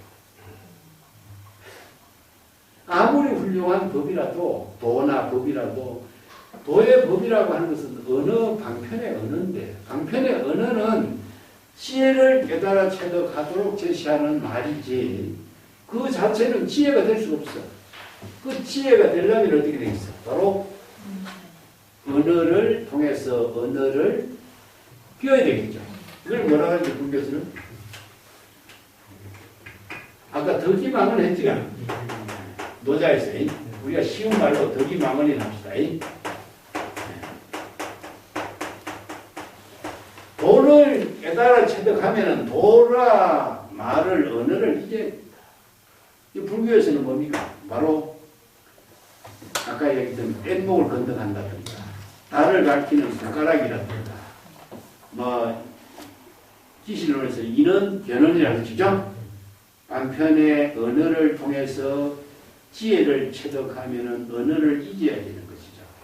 언어를 잊지 못하면은 언어가 자기 자신의 의식의 대상 경계가 되어버리기 때문에 자, 언설상, 명자상, 신현상을 비교합니다. 이연진명. 그래서 분립문자라든가 교회 별전이라든가 은전불급이라든가 이런 말을 쓰는 이유가 자, 불교에서는 이것을 다 언어를 비우는 것이 불교의 공의 실천입니다. 언어를 비우지 못하면은 언어의 속박에서 벗어날 수가 없기 때문에 진정한 도의 지혜를 이룰 수가 없다. 이 말이 바로 무욕과 유욕이란 말을 써.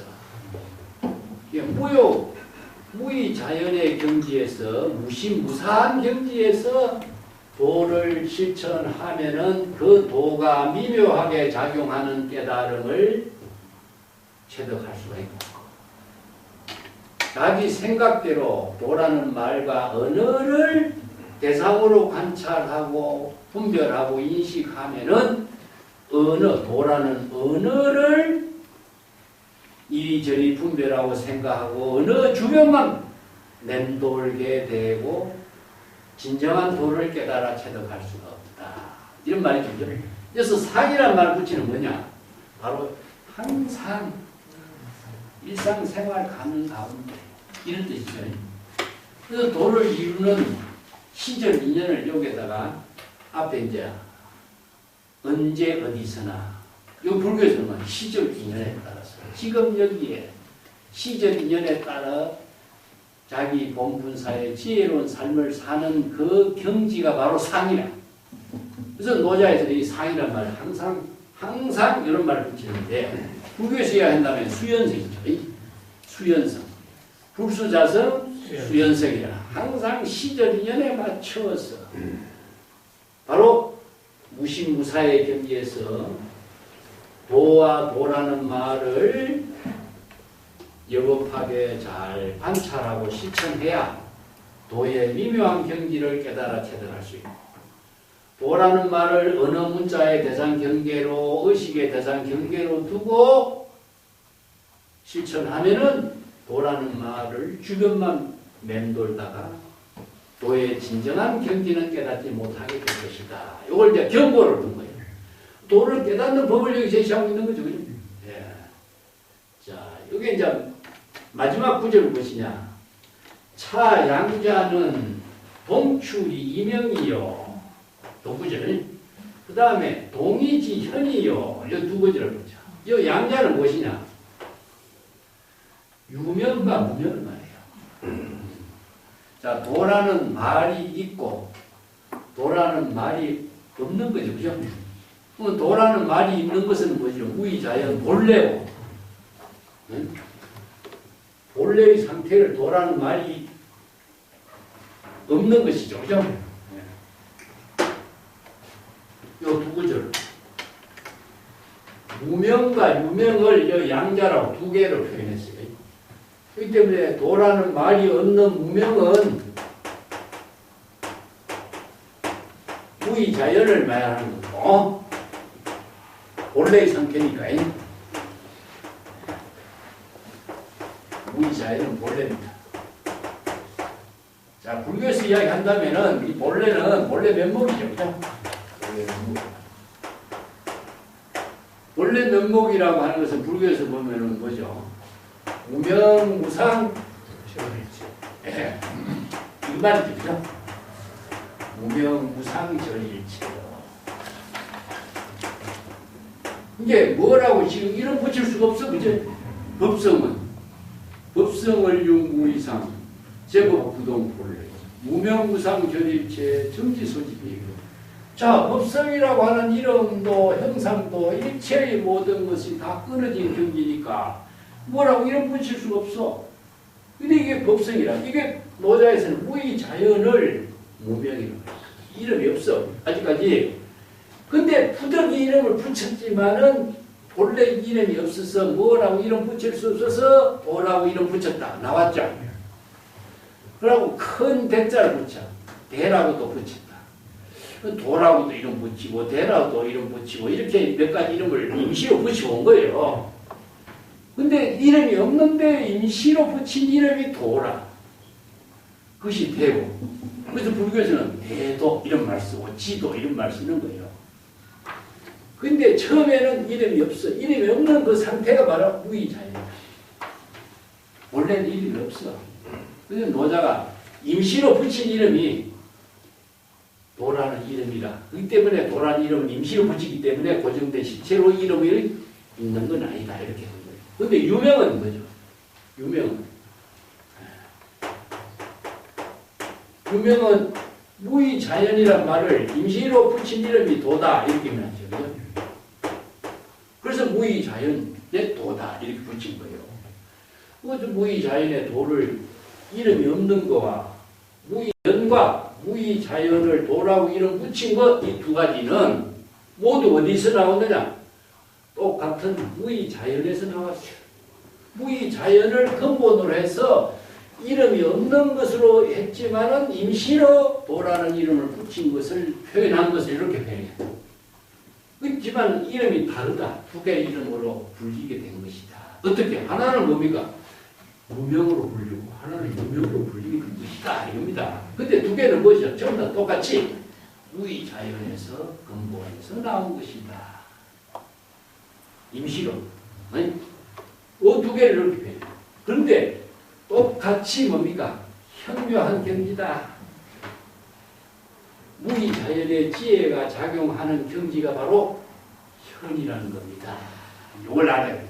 그렇기 때문에 무의자연이 지혜로 작용하는 것을 현이라고 표현했는데 현묘한 경지를 이루도록 도라는 임시방편의 언어로 설하게 되었다. 이 말입니다. 그죠? 자, 딱 연결이 돼야 돼. 이게 완전히 정확하게 딱 정리가 돼야 돼. 그래서 불교에서는 무명무상 절일체이지만은 임시방편으로 불교에서는 이것을 본래 면목이라고 하고 불성이라고 하고 법이라고 표현했는데 이 본래 면목을 깨달음으로 지혜가 이루어지고 법을 깨달음으로 해서 재불의 지혜를 이루게 하는 능력을 갖추게 되는 거잖아. 마찬가지로 이것은 유명의 무의자연의 도를 깨달은 사람이 무엇이냐? 바로 지도자입니다. 도를 깨달아 체득한다. 이 지도자란 말은 어디서 나오냐? 아까도 있다면은 장자에 나와. 내가 혼돈 이야기 했지만 혼돈 얘기와 내가 생각해 마찬가지입니다. 자, 남해왕하고 북해왕하고 혼돈, 숲.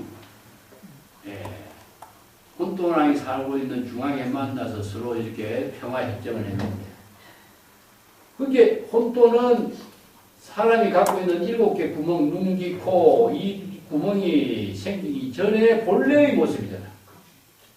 이게 인간으로서의 보고 듣고 느끼고 감각기관이 만들어지기 이전, 즉 중생심으로 대상경계를 보고 인식하기 이전의 상태가 무의자연의 혼돈의 상태를 표현한 거예요. 이건 천지 이전이다. 그래서 혼돈의 상태를 무의자연이라고 했어. 그래서 무의자연의 혼돈의 상태로 외부의 힘에 의존하지 않고 독자적으로 지혜의 생명을 이루고 있는 모습을 무의자연이라고 했고 그것을 부득이 언어로 표현한 것이 뭐냐? 도라고 표현한 거예요. 이게 이름이 없는 천지는 무의자연의 근본의 작용이요. 이름이 있는 도는 만물의 모체가 되는 도의 묘용을 언어로 표현한 거잖아.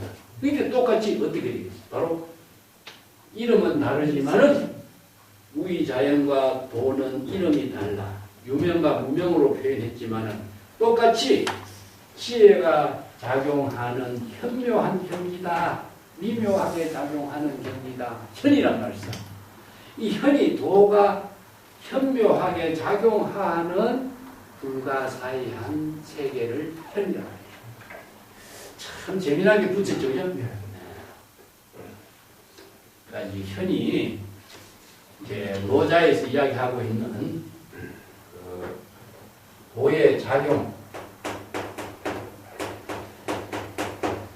다른 말 한마디로 도가 작용하고 있는 미묘한 경지다. 도의 미묘한 작용이다. 불교에서 해야 한다면 진공묘유를 말한다. 진공묘유의 작용을 이렇게 해서 미묘하게 작용하는 것을 요거 현이라고 하고 요걸 묘자를 붙잡고 현묘라고 해요. 그 미묘하게 작용하고 있는 것을 현이라고 표현했는데 마지막 구절의 결론이 뭐냐? 현, 우현이 중묘지물이요. 자, 현이라는 글자로 씁시다. 도가 미묘하게 작용하는 것을 현이라고 합니다. 현이라고 하는 말이 불교에서는 이걸 미묘하다, 현묘하다 이런 말 쓰죠. 그죠? 그 현이란 말이 여기에서는 현묘하고 현묘하여 미묘하고 미묘하게 작용하는 도의 작용은 중묘지문이요 수없이 현묘하고 미묘하게 지혜로 작용하는 근본의 문이다 이렇게 해요. 그러면 여기 중묘는 무엇이죠? 바로 만물의 모체가 중묘. 이게 도라는 이름이 있으면 만물의 모체가 된다고 그러죠. 만물의 지혜의 생명으로 이루게 하는 근본 모체가 됩니다. 그렇기 때문에 현이 뭐냐? 바로 도가 지혜로 작용하는 경지가 현이니까 도가 현묘하게 지혜로 작용하는 그 경지는 수없이 많은 도를 이루게 하는 문이요 만물이 지혜로 작용하게 하는 근본 모체다.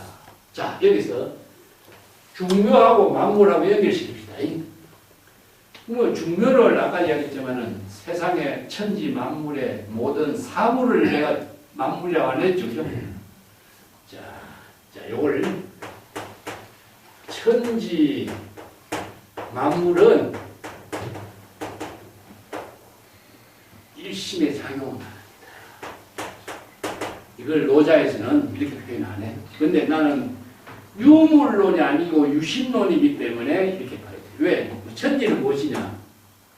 우리가 불교시에 한다면은 법계를 말한다. 우주, 천지, 우주. 우주죠, 그죠? 우는 뭐죠? 바로 무한의 공간. 주는 무한의 시간.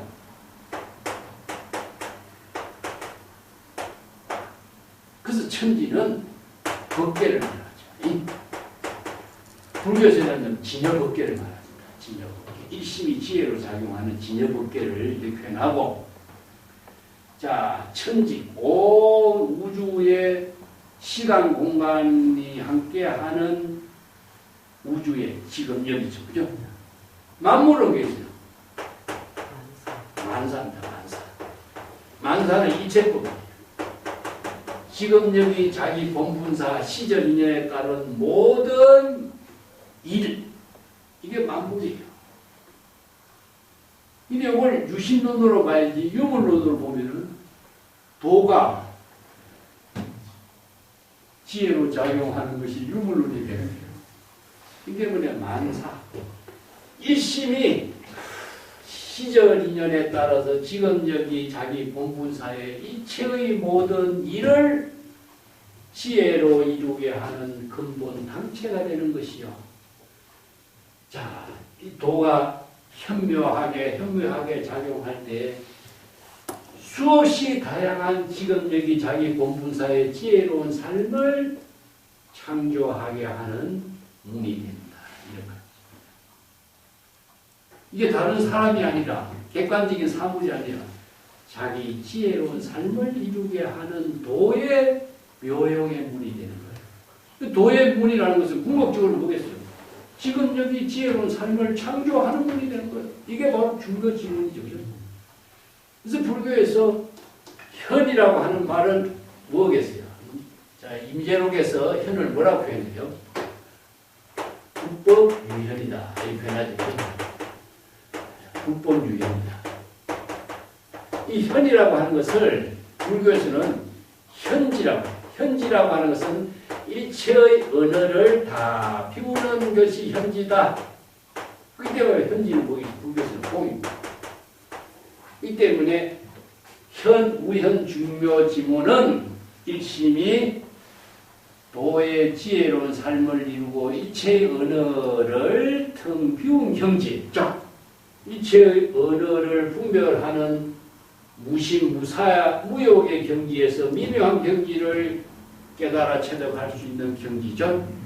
그런 경지에서 일체의 언어를 다 비운 진여일심의 지혜가 시절 인연에 따라서 지금 여기 자기 본분사의 일을 지혜로 창조하는 문이 되는 것이다.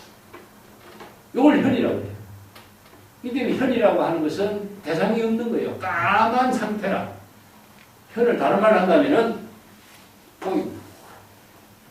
자, 불교에서는 진공묘유의 법문이에요. 진공묘유가 남을 이롭게 하는 것이 아니에요. 궁극적으로 자기 자신이 지혜로운 삶을 도로서 건립하는 것이죠. 그렇기 때문에 불교의 공의 사상을 연결시킨다면 무주의 근본에서 일체법을 건립하는 경지. 예. 그렇기 때문에 자아의식을 텅 비우고 일체의 언어까지도 텅 비워서 불법의 지혜를 일심의 지혜로 창조하는 힘을 중묘지문이라고 합니다. 근데 유명한 그 하택신의 선사는 이 중묘지문을 치지일자 중묘지문이라고 해요. 치지일자 중묘지문이라고 이렇게 바꿔요.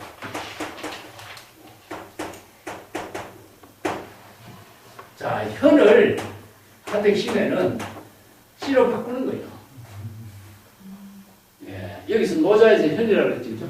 그런데 하택신에 이걸 지라고 할까요? 이건 지는 뭐냐? 안야의 지입니다. 안야의 지. 안야의 지에는 불지견을 말한다. 불지견에 이게 정법의 안목을 부족한 경지에서 일체법을 시적인연에 따라서 자기 본분사의 공덕행으로 지혜로 건립하는 능력을 갖추는 것, 일체의 깨달음을 지혜로 미묘하게 작용하게 하는 문을 이루게 됩니다. 마찬가지죠. 자, 여기 현이라고 하는 말을 지라는 말로 바꿨을 적에 불교에서는 안야의 지혜로 이체법을 지혜로 창조하는 문이다. 그렇기 때문에 문은 법계의 문입니다. 법계의 문. 진여 법계가 문이 없죠. 법계의 문. 이거 바로 열반의 문인데 열반의 문이라든가 법계의 문이라고 하는 것은 무문의 문이라고 해요. 무문의 문. 그래서 무문관이라는 말 쓰는 거죠. 그죠? 문이 없어. 일체처가 문이 있대. 그래서 대상 경계의 문이 있으면 중생의 문이 되죠. 그래서 진여 법계는 대상의 문이었고 문을 쫓아 들어오는 것은 진정한 보배가 될 수 없고 이 문에 들어온 사람은 중생심의 사량 분별과 아르마리를 하지 말라 이렇게 합니다. 이 때문에 진여 일심의 지혜를 이루게 하는 문은 안야의 지혜를 이룬 법계의 문입니다. 자, 이건 중묘의 문이나 바로 지지자 중묘지문이나 현우현 중묘지문이나 노자에서 이야기하는 현은 안야의 지혜를 이루는 힘. 궁극적으로 뭐죠? 도를 깨달아 체득하는 도를 지혜로 쓸 수 있는 사람이 누구냐? 지도자입니다. 내가 장자의 지도자의 그 이야기를 내가 여기 써놨습니다만은 도를 아는 사람만이 도를 쓸 수가 있는 거죠. 도를 모르는 사람은 도라는 언어에 속박돼서 도를 쓸 수가 없어요.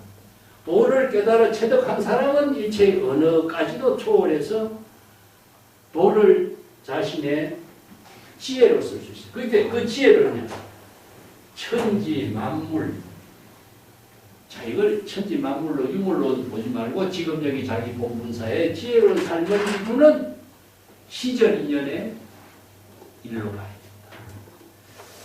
자, 자세한 이야기는 또 다음 시간에 연결해서 하도록 하고 오늘 노자 제1장에서 이야기하고 있는 기본 본격하고 불교에서 이야기하고 있는 법의 체계하고 같이 함께 이해할 수 있도록 우리가 1시간 반의 이야기를 하니까 오늘 마치겠습니다.